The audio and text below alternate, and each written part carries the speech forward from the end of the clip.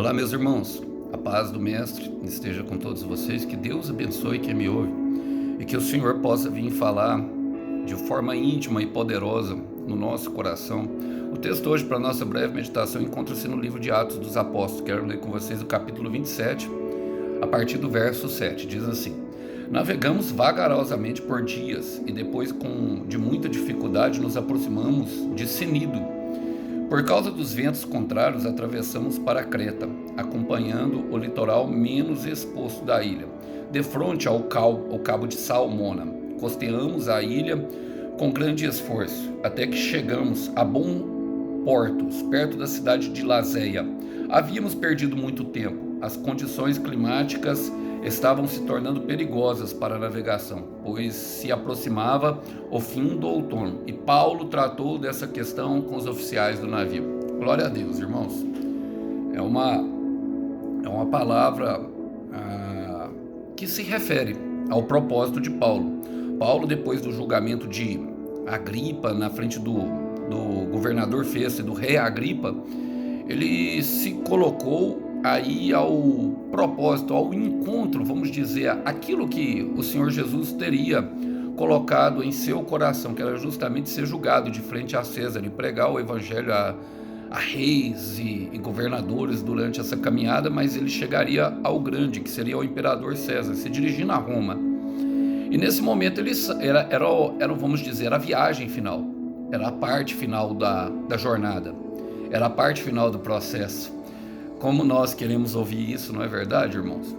Mas o Senhor trouxe essa palavra e creio que uma forma de despertamento. Vamos lá, vamos trazer para a nossa vida. Diz assim, ó: navegamos vagarosamente por vários dias. Irmãos, quantas vezes durante ao longo do nosso processo pensamos que está devagar ou até mesmo parado. Pensamos que nada tem acontecido. Pensamos que o Senhor não tem olhado para nós. Pensamos que, as coisas não vão acontecer justamente por acontecer de forma lenta, vagarosamente. E o processo ele é lento, irmãos. O processo ele passa por tempos demorados. É intenção do Senhor nos levar pelo caminho mais longo, pelo caminho mais difícil. Os israelitas no deserto, eles andaram 40 anos durante um processo durante uma caminhada que seria de 40 dias, segundo os historiadores e teólogos. Vaguearam 40 anos pelo deserto, por um simples motivo. Irmãos, Israel foi libertado do Egito, mas Deus precisava tirar o Egito de dentro deles, ou seja, aquela mentalidade, a mentalidade de escravo. Eles ainda pensavam e agiam como escravos, mesmo o Senhor operando muitos milagres. Eles perguntavam: lá nós tínhamos peixe, lá nós tínhamos alho coró, lá nós podíamos comer do melhor, mas ainda assim eram escravos.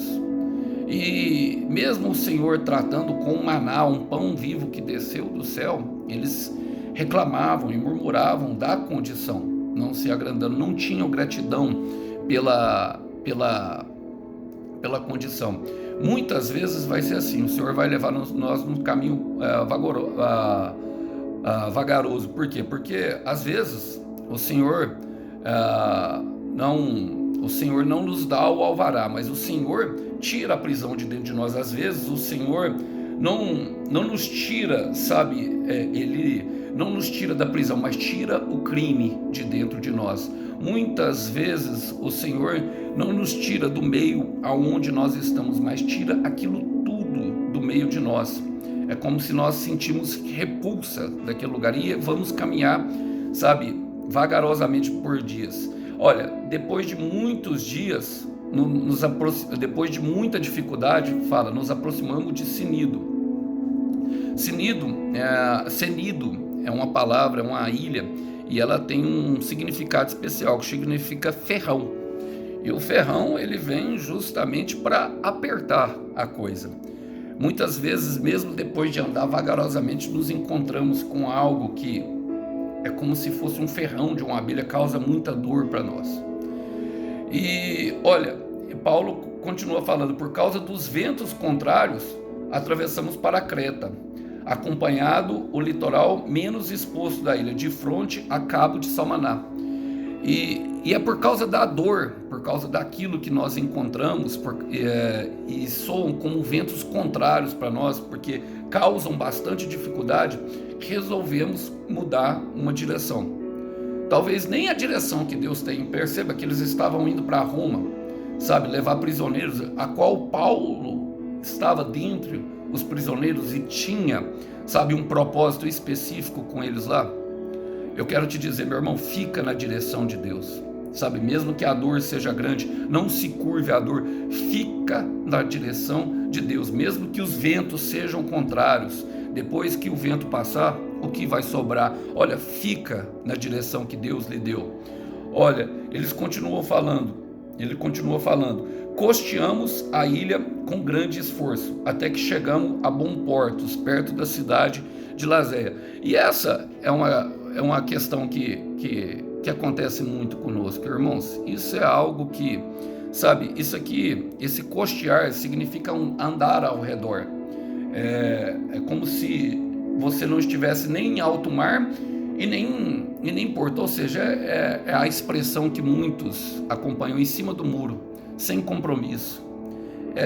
Olha, costeamos a ilha com grande esforço, e perceba que demandou muito esforço até chegarmos aos Bons Portos. Bons Portos é um lugar bom, como o próprio nome diz.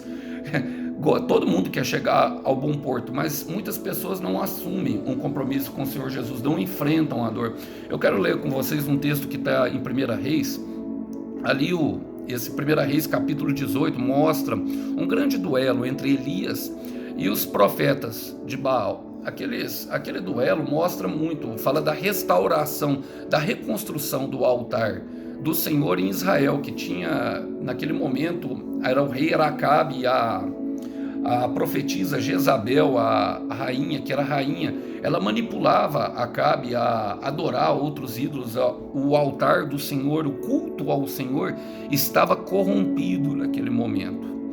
E antes de propriamente duelar com eles ali, o Elias chama a atenção e Elias se dirige ao povo. Em 1 Reis, capítulo 18, versículo 21, ele diz o seguinte: Elias dirigiu-se ao povo e disse: até quando vocês vão oscilar para um lado e para o outro? Se o Senhor é Deus, sigam-no. Mas se o Senhor é Baal, se Baal é Deus, sigam-no. E, logicamente, Baal foi derrotado. Eles ficaram clamando ali uma manhã inteirinha, enquanto Elias ria deles. Irmãos, e muitas vezes Deus ri de nós, por nós ficarmos costeando, por nós ficarmos com a nossa embarcação, sabe, indeciso, em cima do muro, não assumimos uma posição diante do Senhor. Eu estou pregando aqui para pessoas dessa forma, que tem andado, por causa dos ventos contrários, tem andado com medo, por causa da grande dificuldade de seguir ao Senhor, tem andado inseguro. Não.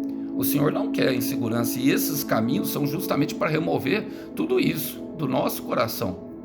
Então, assumam a posição. Até quando vão ficar oscilando? Se o Senhor é Deus, sigam, assuma uma posição diante de Deus. Assuma uma posição diante da verdade. Olha, justamente é isso, eles falam assim, chegamos a Bom Porto e Laséia. Quando esse lugar era perto de uma ilha que chamava Creta. Creta era uma ilha. Eles não tinham, o conhecimento da verdade de Jesus Cristo totalmente.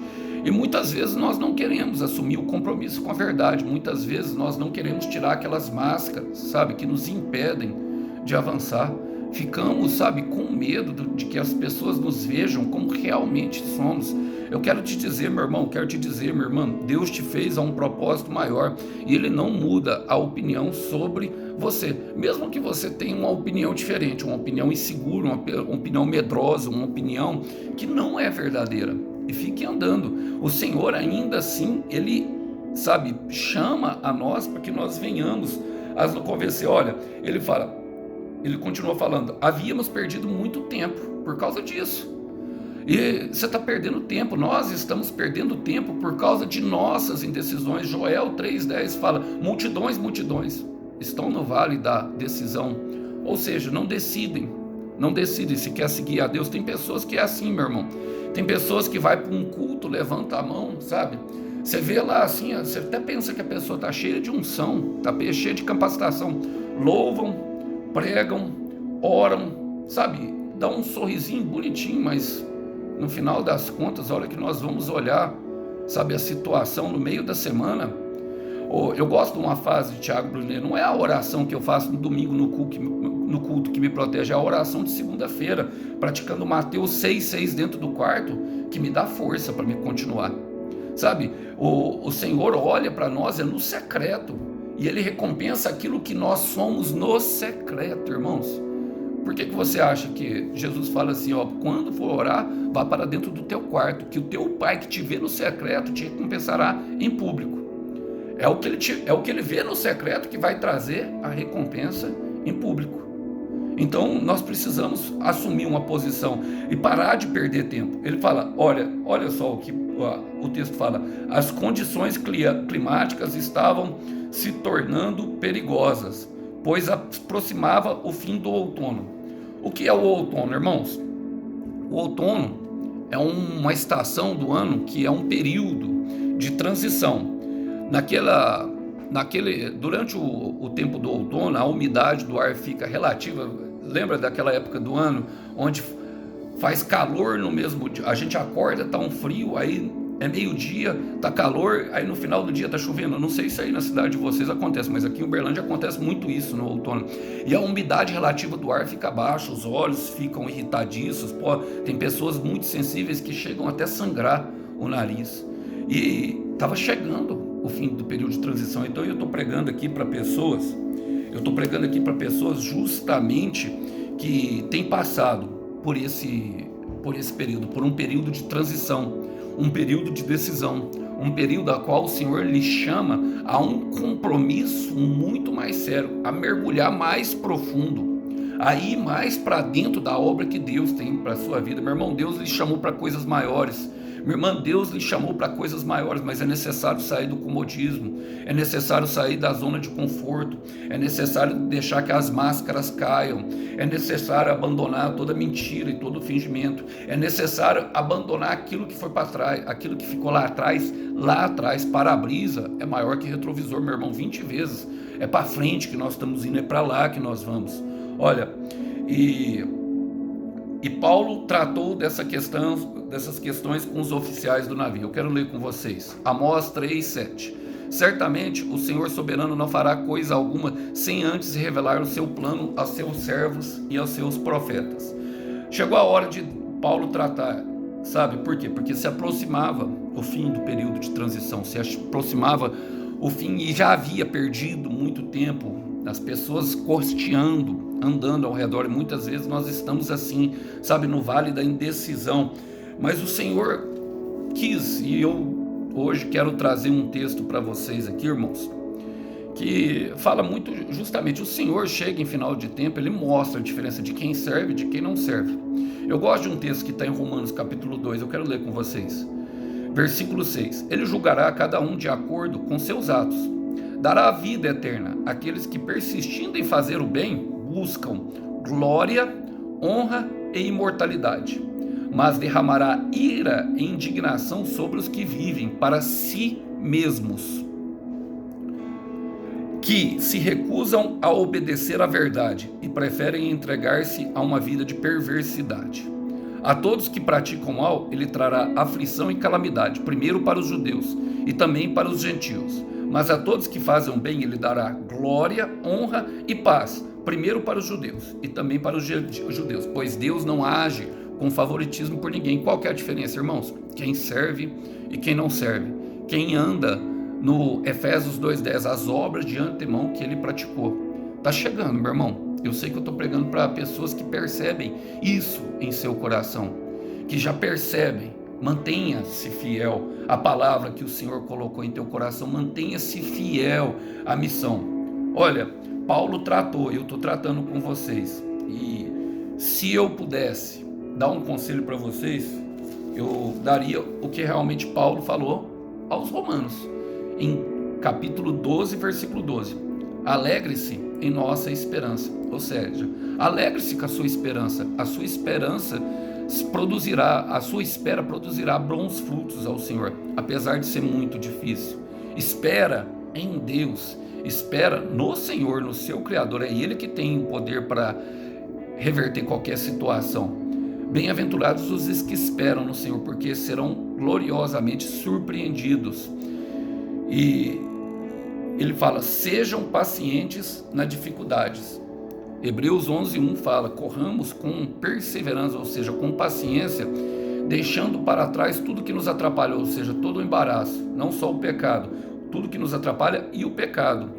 A corrida que nos foi proposta, mas exigirá paciência e perseverança, e é no meio das dificuldades, irmão. É meio quando nós vemos tudo vagaroso, é para frente que nós estamos indo. E não parem de orar. O fluxo, meus irmãos, se devem à oração, na intimidade com o Pai. Então, alegre-se na esperança, sejam pacientes na tribulação e jamais parem de orar. Eu creio que essa seria a mensagem de hoje, porque o Cordeiro tem sim uma recompensa para o teu sacrifício. Queria deixar essa mensagem com vocês no dia de hoje. A paz do Mestre, até mais, até uma próxima. Tchau, tchau.